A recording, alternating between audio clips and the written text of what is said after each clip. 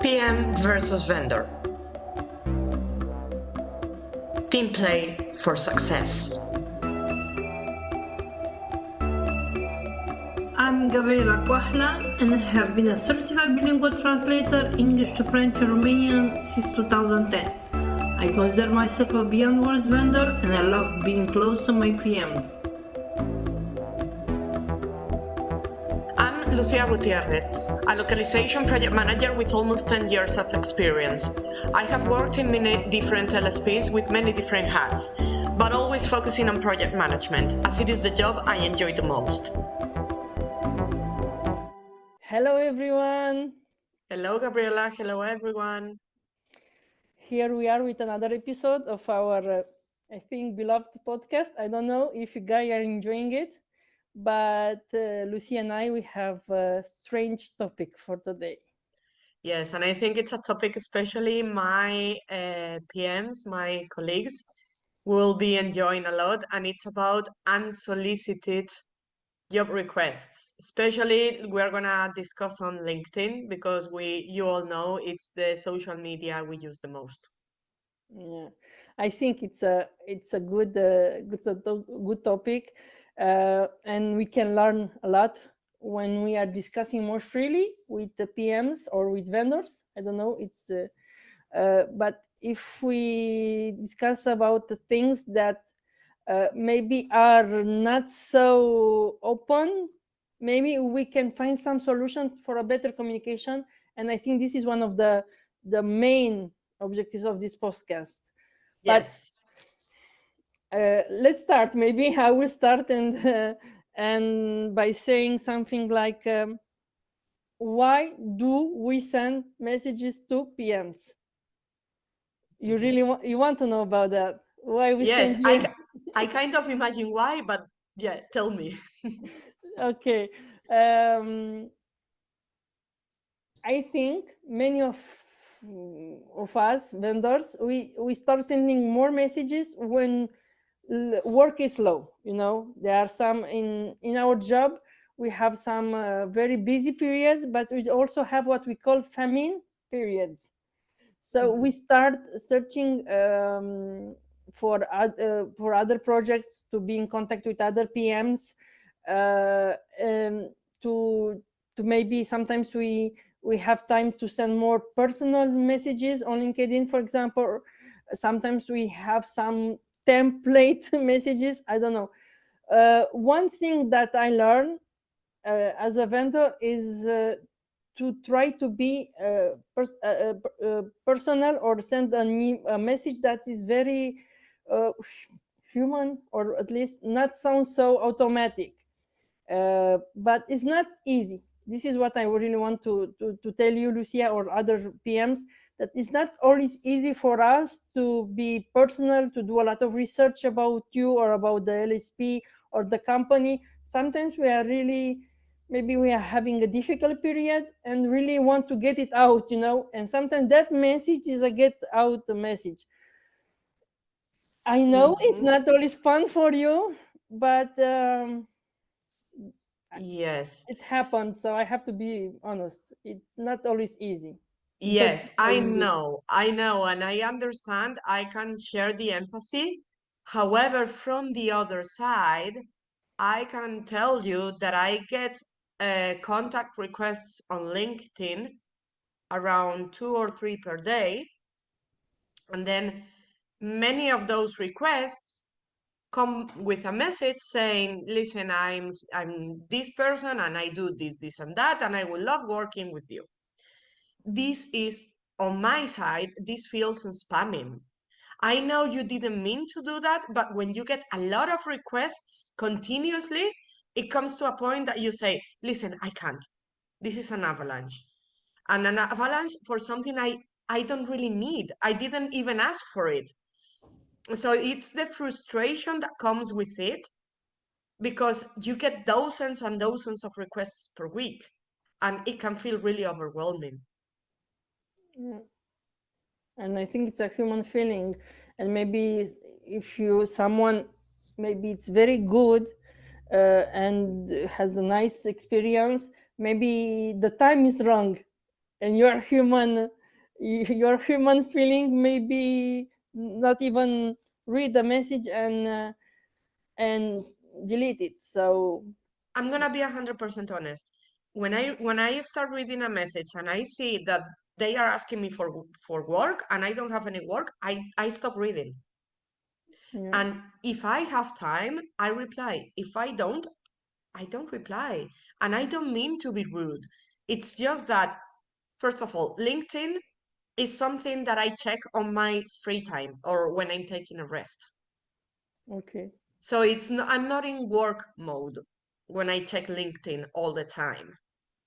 So if you want me to pay attention, maybe you can send an email.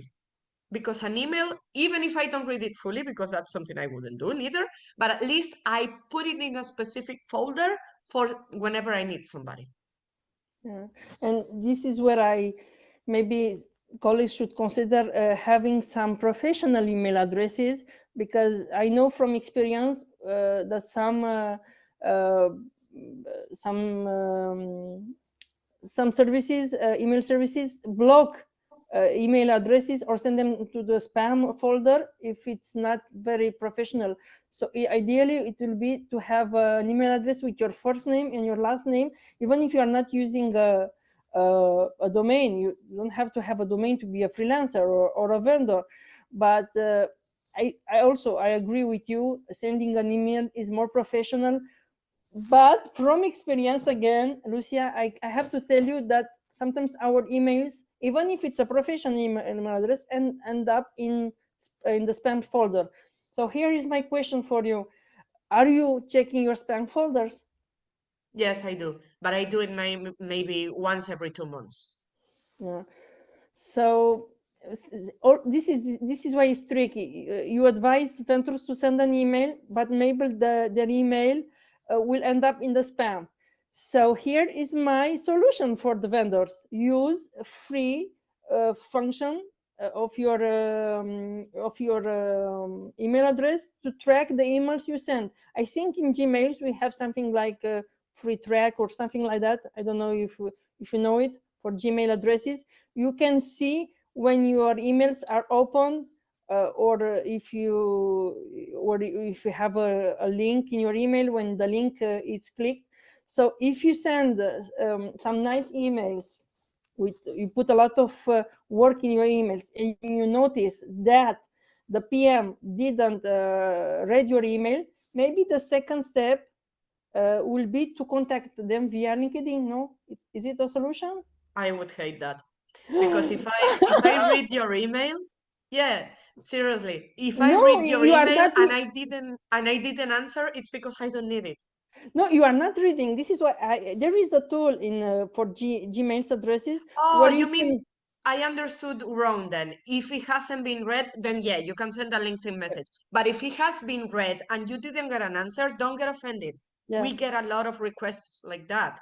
And if you didn't get an answer, even though it was open, it's because there is no need on our side. I have several emails that I send to PMs for projects that I read on LinkedIn or pros.com, and I send my email, my resume, explaining why I would be a good fit, and I know they read it because I received a notification. So it's a free tool that you can use.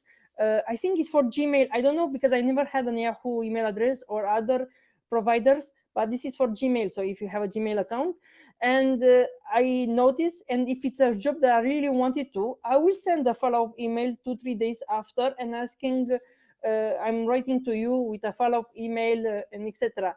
So here's another question for you: do you like follow-up emails? If it's something that I have read and I haven't answered, again, it's not answering, not because we are mean, but it's lack of time. And also, it's like, I don't know, the feeling is, I don't know if this happens in Algeria, but at least in Spain, you get a lot of calls, unsolicited calls of people wanting to sell you something. No, that Like, for example, well, in Spain it happens and it gets everyone so tired.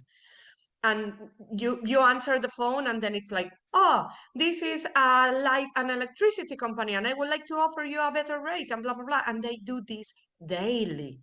And it comes to a point where you either don't answer or you just hang up on them because you can't afford to lose your time like this. So the same feeling is for PMs. And I really want to I want this to be understood by vendors as well. That if, just put yourselves in our shoes. Imagine that you are working and you get unsolicited emails with people wanting jobs, but you don't have any jobs to give to them. Yeah. There Yeah. is nothing you can do. Also, as you said, imagine this comes with a strange email address, no signature. So you don't even know what the translator is called. You need to open the CV. Then the CV with no formatting at all, or weird formatting, or something that you read and you think, yeah, okay, you are sending this to every single client. That's not engaging, and it's not gonna catch my attention, given the fact that you are not the only one sending this type of emails. Yes. Another question. You know, like I love to ask a lot of questions. So maybe can you give us some examples of some strange requests that were really, really strange? Strange, no, but I can give you one example once of a translator sending me a video. Oh yeah. No. They didn't send me a message. I mean, a CV. They did send me a message, obviously, but Mhm. not a CV. They sent me a video. That caught my Okay. attention because it's something nobody does. Well, nobody, not a lot of So people do. it caught your attention in a good way or a Hmm. bad way? In a And good I way. opened the video. Oh, If that person would have sent me a CV, I wouldn't have opened the CV. that's interesting to know. Really, I have never thought about sending a video, and but it's an interesting approach, especially in more creative sectors. I think to show Hmm. that you are creative, maybe in I think in localization it can work because you show that you are very creative. You like to work with words. I don't know. I think it's a good idea. Um, Another thing that I really love to point out it's the fact that vendors may think that you PMs stay on a beach. You all is good for you, so you have all the time in the world to reply to our emails. So I think in this case we should maybe do less, and this is something that we talked before in another episode. Less, maybe sometimes less is better. Maybe only send 1 or 2 emails per day, but really good emails that you can follow up. And here is a piece of advice for my colleagues. Maybe you can create an Excel file to track all the emails you send and see what's working and what is not working. What do you think about that? I think it would be a really good idea. This is the same as exercise. It's better to do one single good try than doing several tries with no preparation because you're gonna get tired and you're not gonna get your results. And then you'll be feeling very low, and you will start maybe ranting on social media, another topic that we discussed in a previous episode. And we said that ranting, it's good but not good, so maybe start to see your approach, and also understand that PMs are human as you are, with lows and Yes. etc. Yes, so Yes, that and would it's be, important, as you said, Gabriela, as well, to do your research. yeah. Don't just ask ChatGPT to get you a list of all the LSPs out there, send the same message to everyone, and that's it. If I am working with audiovisual content, and you are a legal translator, most likely we're not going to be a match. Yeah, Because yeah, I might have some legal needs, but these are rare.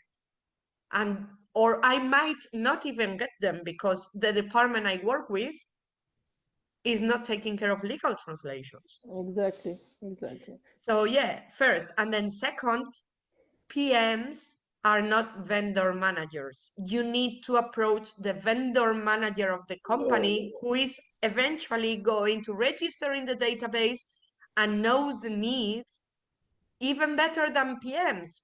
Because, for example, sales people may approach vendor managers to ask, okay, do we have enough vendors for this language combination I'm trying to sell?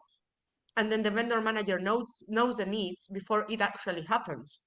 Now, I know some companies don't have vendor managers, but do your research. And if that company does have a vendor manager, approach the vendor manager and not the PM. I have to say, when I used to work in companies with vendor managers, I wasn't replying not even a single unsolicited job request on LinkedIn, because that was showing me that the linguist didn't do enough research. I think we need to talk about that, because I think we mentioned that in our last episode, the difference between a vendor manager and a project manager, and maybe by helping our colleagues, especially vendors, understanding the differences, they will know how to send better or more targeted emails, So I think it's a topic that we need to discuss, Lucia, really need to discuss. And maybe to keep it this episode short and relevant, as a final thought for me, and maybe like a piece of advice for my colleagues, would be to have a long-term mindset. For example, you want to send a request, a good one, not a strange one. You should think about long-term communication. Really want to work on an LXP, okay? You really want to work with a company. Maybe you should see if they are doing online gatherings. For example, I know that many project managers from many LSPs are participating in online gatherings. So maybe you can also connect it from time to time, check them out, see if you really want to work with them. And then with time, you can contact them to see, for example, we talked during a webinar, during I don't know, online, etc. So maybe for my colleagues, again, the long-term mindset will help you send less strange requests. I don't know. Yeah, and that is gonna help you because you need to create. You need to. How do you say it? It's more effective when I meet someone in person than when I receive an email, because I'm gonna remember you, or I might remember you more than if I read an email. It happened for us. We talked a lot via email. We worked together before we met in Toledo, and after we realized that we have some things in common, and here we are with the podcast. So it can be the same for you, maybe not, but I know it's not difficult. It's not easy to travel, but you can travel online and change that. I don't know. Yes, and just to wrap this up, I think we are not saying here not to send cold messages. We are not saying that. What I just want to highlight is, if you don't get an answer, don't get offended, because it's nothing personal, it's nothing against you. And do your research. Do your research in terms of what the company does and what the person does. Yeah. Because when you I want to really highlight this, because I know from my point of view, when you don't receive replies to your email messages, you will become frustrating, and then you will want to rant about it, and I don't think it's a good approach. So maybe less emails, more human requests, or more natural requests, and strategy. Yeah. So that's for today. I hope we gave you some good food for thought. I'm hungry, I have to say now. So maybe see you next time. Yeah, and please leave us your thoughts as always. Thank you, everyone. Bye-bye. Bye-bye. See you. What you've heard are just our personal opinions. We by no means intend to impose our personal views on anyone. Feel free to disagree, throw tomatoes at us, or just drop a comment to let us know. Thank you!